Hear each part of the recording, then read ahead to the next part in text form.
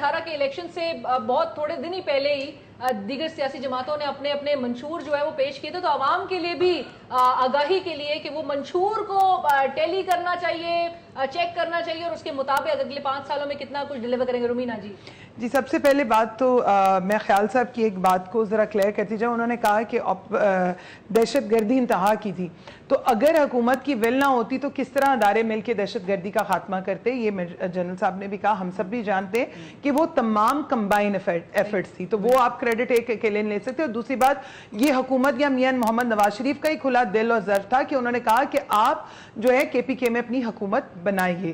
ٹھیک ہے، یہ کھلے دل کا مظاہرہ ہوا.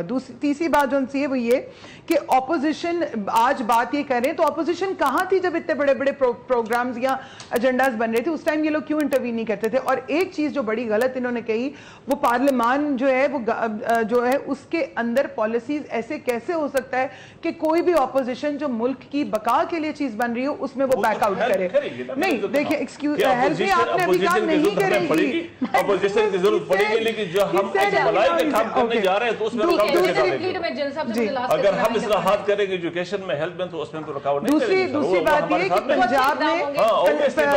پنجاب نے بہت ساری چیزوں میں جو ہے اتنے مشکل حالات کے باوجود بھی کام کیا ہے، اور آج بھی اگر کچھ اچھا ہوگا تو ایسے ہو ہی نہیں سکتا کہ ہم لوگ جو ہے جی یہ تیسرا ٹرانزیکشن، اور کس طرح ٹرانزیکشن ہوا ہے یہ آپ کو بھی پتا ہے. اس میں ہمارا 30 سال کی حکومت ہے، جی کوئی بات نہیں، کے پی کے میں آپ بھی دوسری دفعہ آئیں گے، ہم دیکھ لیں گے. بہت کچھ ہوگا، ہم نے انشاءاللہ ہم دیکھیں گے.